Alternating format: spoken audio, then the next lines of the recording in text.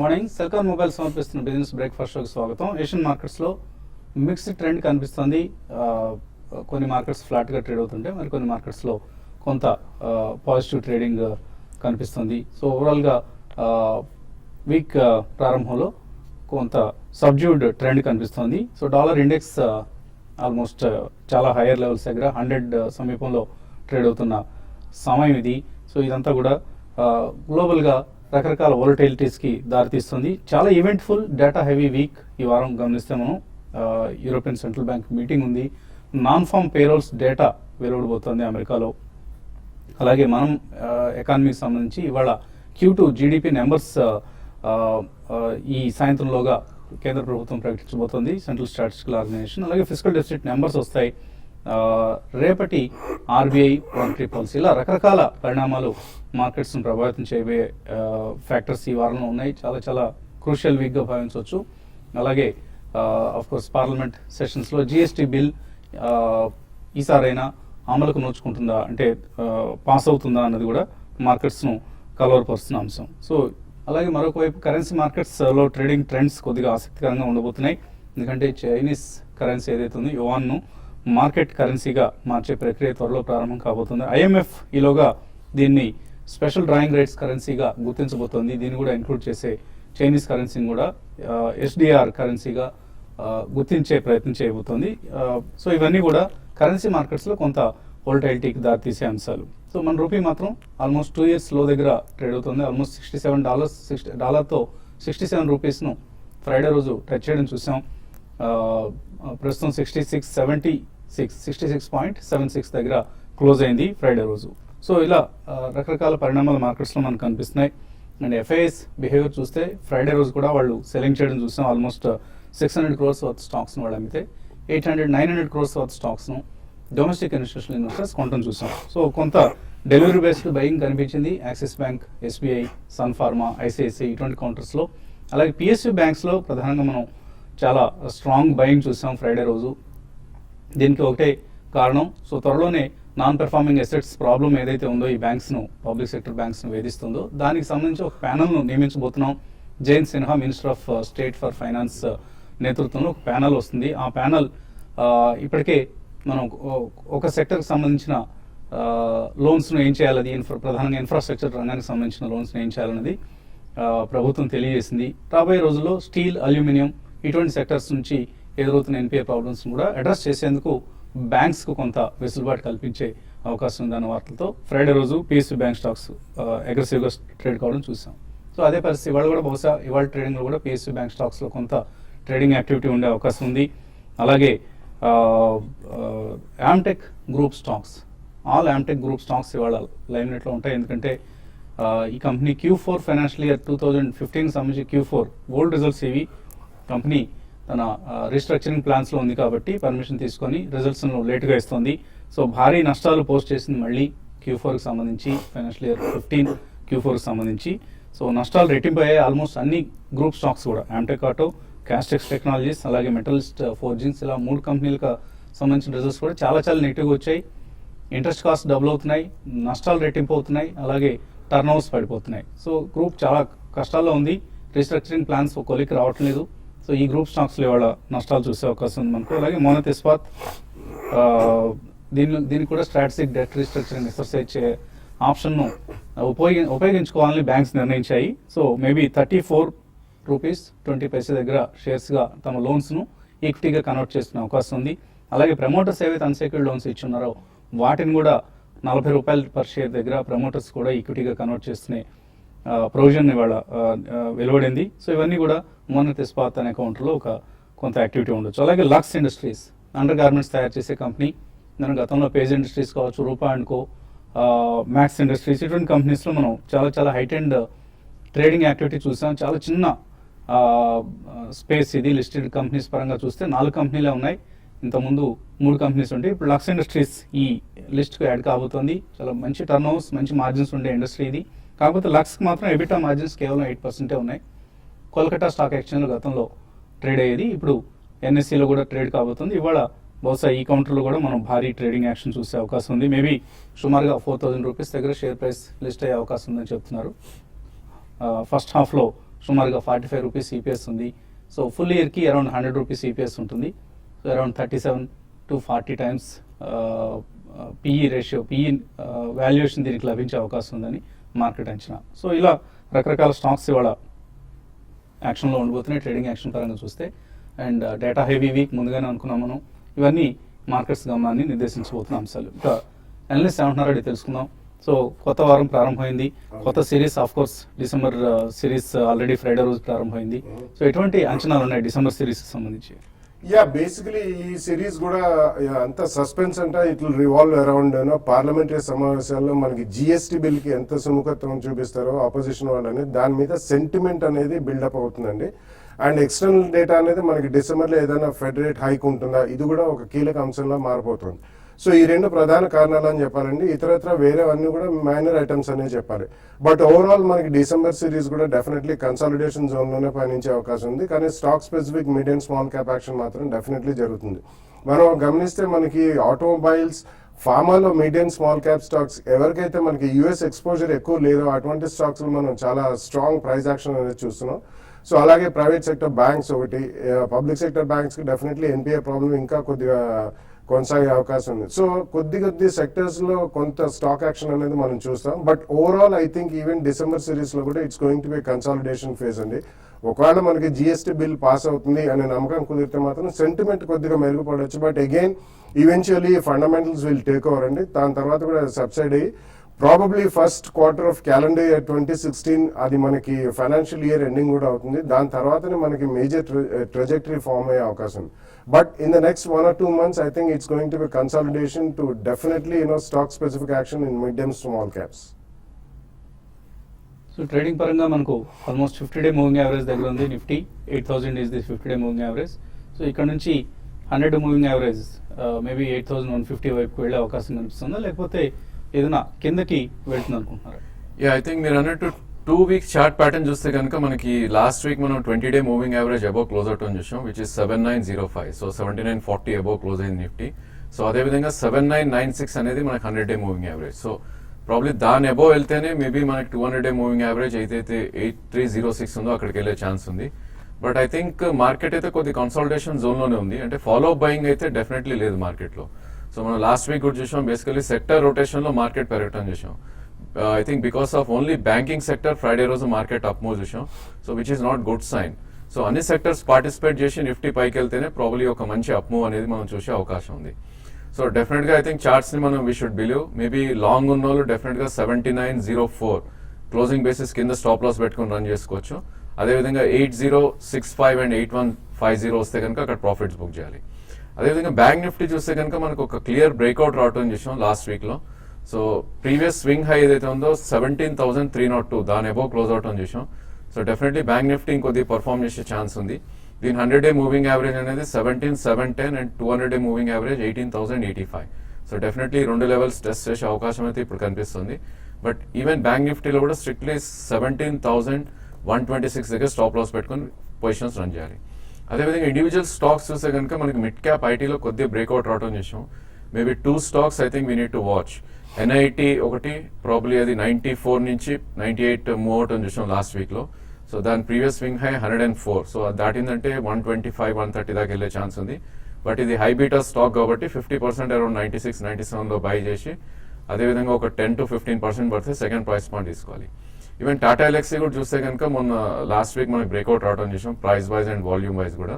So 1950 above trade అవుతే కనుక 2100 దాకా వెళ్ళే ఛాన్స్ ఉంది. ఈవెన్ టాటా ఎలక్సీ కూడా 2 price pointsలో పర్చేజ్ చేయొచ్చు. కాలర్స్ లైన్ ఉన్నారు. ఫస్ట్ కాలర్ పూణే నుంచి Karthik. Hello hello, good morning అండి. మార్నింగ్ అండి, అడగండి. ఇమామి 1 year కోసం తీసుకోవచ్చా అండి? కరెంట్ రేట్ లో 1 lakh ఇన్వెస్ట్ చేద్దాం అనుకుంటున్నాను. ఇమామి కొనొచ్చా ఇట్లా? మంచి సబ్స్టాన్షియల్ కరెక్షన్ చూసామండి ఎమామీలో. ఆల్మోస్ట్ అరౌండ్ 900 జోన్ కి వచ్చింది. డెఫినెట్లీ ఫస్ట్ ప్రైస్ పాయింట్ లో ఇక్కడ కొనండి. After that probably about 10-12% correction అయితే సెకండ్ ప్రైస్ పాయింట్ లో కొనండి. 1 year అంటున్నారు, 1.5 year లో డెఫినెట్లీ మంచి రిటర్న్ వచ్చే అవకాశం ఉందండి. శ్రీకాళహస్తి నుంచి Nagaraju. Hello morning sir. Morning sir అడగండి నాగరాజు. Hello sir. సార్ చెప్పండి సార్. అడగండి, మీరే ప్రశ్న అడగాలి. Sir Auro pharma futures 4 lakhs buy చేశాం సార్ 845 లో. సో basically- ఆవరేజ్ చేయాలా ఎగ్జిట్ కావాలా sir? No I think pharma sector మొత్తంలో అరబిందో ఫార్మానే బేసికలీ అవుట్ పర్ఫార్మ్ చేస్తుందని చెప్పొచ్చండి. మనకి ఇదైతే స్వింగ్ లో ఏదైతే ఉందో 794 మీరు స్టాప్ లాస్ పెట్టుకోవాలి. డెఫినెట్లీ యావరేజ్ అయితే చేయకూడదు. 817 current market price. I think market pull back వచ్చి 836, 840 వస్తే కనుక మీరు ఎగ్జిట్ అవ్వాలి. ఉన్న పొజిషన్ మీరు 794 దగ్గర స్టాప్ లాస్ పెట్టుకోవాలి ట్రేడింగ్ పరంగా. యావరేజ్ అయితే చేయొద్దు. చేయండి. మరిన్ని కాల్స్ అలాగే మెయిల్స్ తీసుకునే ముందు కాసేపు విరామం.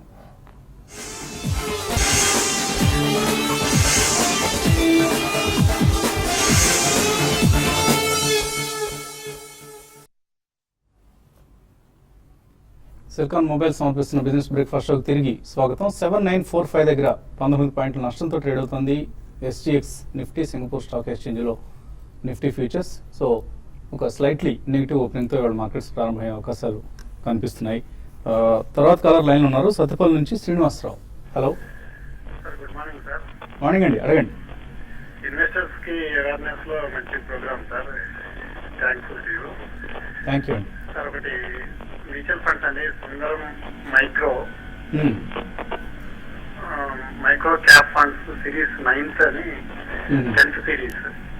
రేపు లాస్ట్ డేట్ తోటి ఒక ఫండ్ ఉంది సార్ మైక్రో క్యాప్. దాంట్లో లాంగ్ టర్మ్ అంటే 5 years అని ఇచ్చారు, క్లోజ్ రేండెడ్. దాని గురించి ఇన్వెస్ట్మెంట్ చేశారు.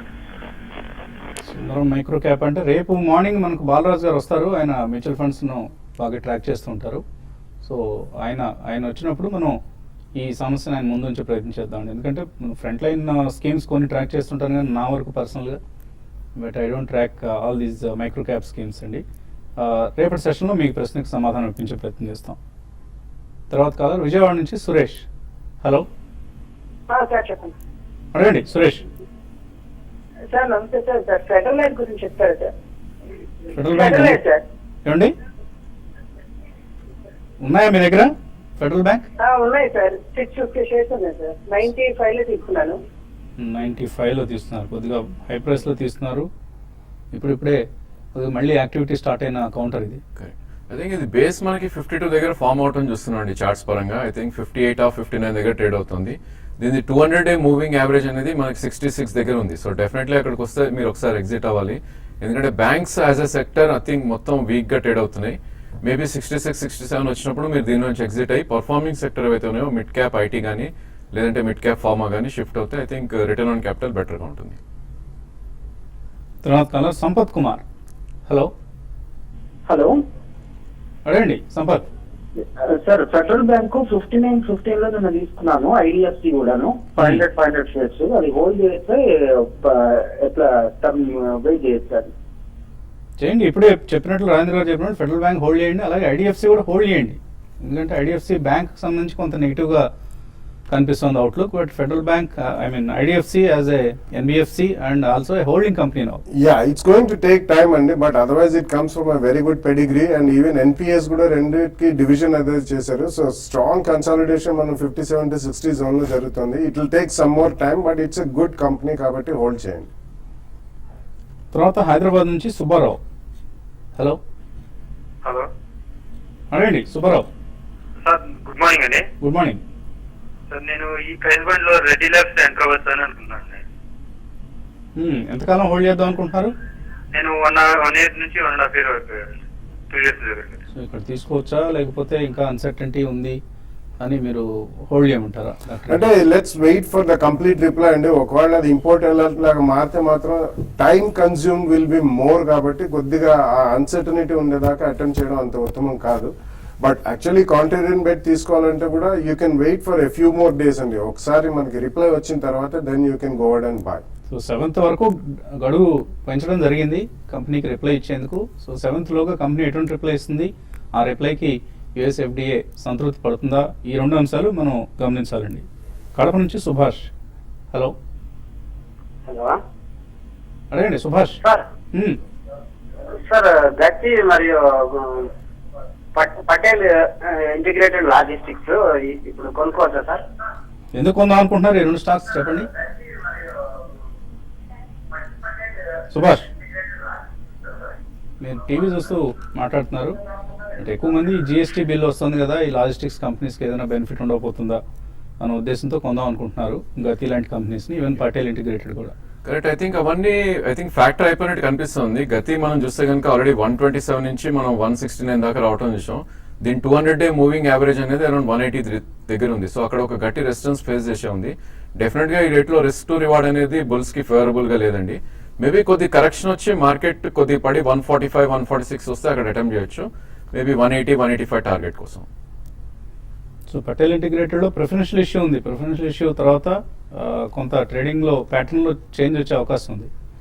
అది కూడా ఆల్మోస్ట్ 5 times పెరిగింది లాస్ట్ 1 year లో తీసుకుంటే ఆల్మోస్ట్ 30-35 రూపీస్ నుంచి. సో ఐ థింక్ డెఫినెట్లీ ఒకవేళ జిఎస్టీ వచ్చినా కానీ eventually fundamentals only will rule అండి. అవన్నీ కూడా మనకి యాక్చువల్ ఇంప్లిమెంటేషన్ జరిగి వీటన్నిటికీ బెనిఫిట్ పొందడానికి టైం పడుతుంది. సో ఇవన్నీ కూడా ఇప్పుడే రాజేంద్ర గారు చెప్పినట్టు ఫ్యాక్టరీని అయిపోతాయండి. So do not speculate on particular news. So కొద్దిగా కూల్ డౌన్ అయిన తర్వాత ఆ ఈవెంట్ అయిన తర్వాత కొనుక్కుంటే మంచిది. Last caller Ramana. Hello sir నమస్తే అండి. నమస్తే అండి, అడగండి రమణ. సార్ శ్రీకాకుళం నుంచి సార్ నేను అడగండి. సార్ నేను మ్యూచువల్ ఫండ్స్ లోకి వెళ్దాం అనుకుంటున్నాను సార్. ఇదివరకు అయితే ఐడియా లేదు. సిప్ సిస్టమ్ లో ఓకే, ఏ మ్యూచువల్ ఫండ్ అయితే బెస్ట్ సార్? నాకేమో బిర్లా సన్ లైఫ్ టాప్ 100 ఏదో చెప్పారు ఏం చేస్తుంటారు రమణ గారు మీరు? సార్ ఏం చేస్తూ ఉంటారు మీరు? ఏంటి మీ యాక్టివిటీ ఏంటి? మీ ఎంప్లాయీ సార్. నేను ఎంప్లాయీ సార్. ఒక 10-15 years పెడదాం అనుకుంటున్నాను. 10-15 years. మీ ఏజ్ ఎంత అండి ఇప్పుడు? నా age 44 sir. 44. Okay. Sir so కొద్దిగా లేట్గా వచ్చిన ఆలోచన, బట్ స్టిల్ మంచిదే. ఎప్పుడు బెటర్ లేట్ దాన్ ఎవర్ అంటారు కదా. సో లేట్గా అయినా సరే ప్రారంభించండి. ఇప్పటి నుంచి మంచి మంచి స్కీమ్స్లో మీరు ఇన్వెస్ట్ చేయొచ్చు. ఎంత ఇన్వెస్ట్ చేద్దాం అనుకుంటున్నారు? నెల మంత్లీ ఒక 10,000 పెడదాం అనుకుంటున్నాను సార్. 10,000 ఇన్వెస్ట్ చేస్తారు. సో మీకు దగ్గరలో మ్యూచువల్ ఫండ్ ఏజెంట్స్ ఉంటారు, వాళ్ళ సలహా మాత్రం జస్ట్ మీరు కొద్దిగా స్కెప్టికల్ నోట్తో యాక్సెప్ట్ చేయండి.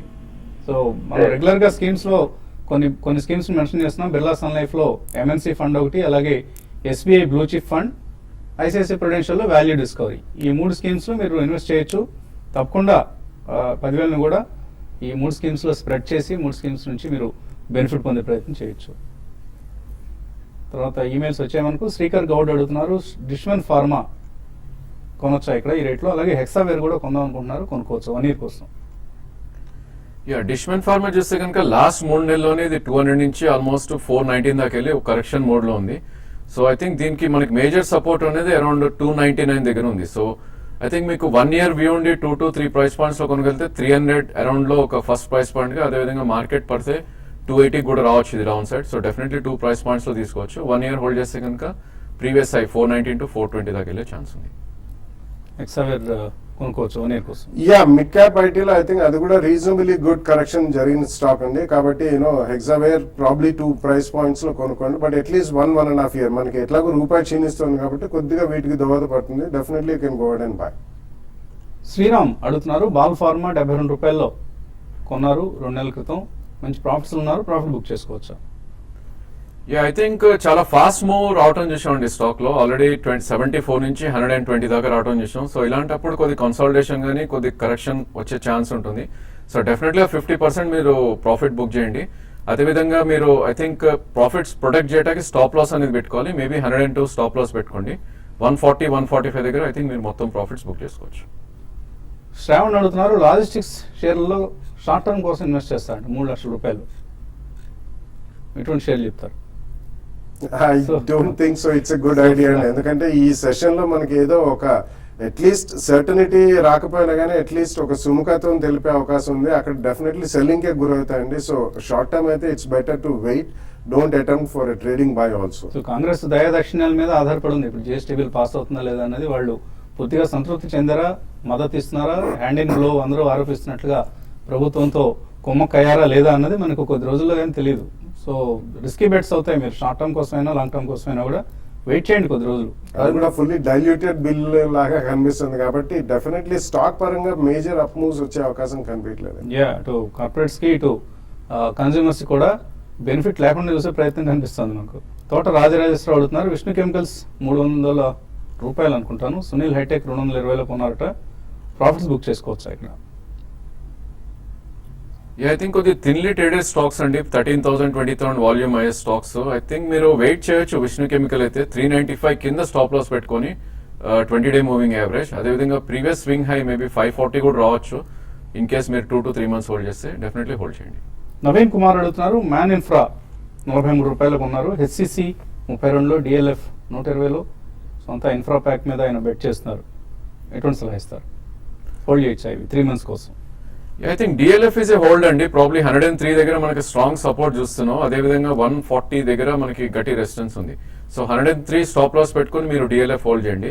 అదేవిధంగా మ్యాన్ ఇన్ఫ్రా చూస్తే కనుక ఇది మనకి 32 నుంచి ఆల్మోస్ట్ 43 వితిన్ 5 sessions లో మనకి పెరగటం చేసాం. సో డెఫినెట్లీ ఇక్కడ 50% మీరు ప్రాఫిట్ బుక్ చేసుకోండి. అదేవిధంగా ఈ మంత్ లో ఏదైతే ఉందో 42 స్టాప్ లాస్ పెట్టుకోండి. And maybe previous swing high ఏదైతే 47 48 ఉందో అక్కడ మీరు ప్రాఫిట్స్ బుక్ చేసుకోవచ్చు. పి శాస్త్రి అడుగుతున్నారు, రైల్వే స్టాక్స్ రికమెండ్ చేయమంటున్నారు 4 to 5 months కోసం. మేజర్ రైల్వేస్ అంటే టిటాగర్ వ్యాగన్స్ అండ్ కలింది రైల్ ఇటువంటి తప్ప మేజర్ లేవండి. మనకి లిస్టెడ్ కంపెనీస్ లో 3 or 4 కంపెనీస్ ఉన్నాయి. But I don't think it's good idea to bet on railway stocks. Definitely long term bet ఉంటే మీరు కొనొచ్చు, కానీ ప్రాబ్లీ మనకి because we're entering into budget season, that's not a good idea. So బాగా long term view ఉంటేనే railway స్టాక్స్లో తీసుకోండి. Definitely మంచి రైల్వే మినిస్టర్ ఉన్నారు మనకు పోర్ట్ఫోలియో హోల్డ్ చేస్తున్న వారిలో.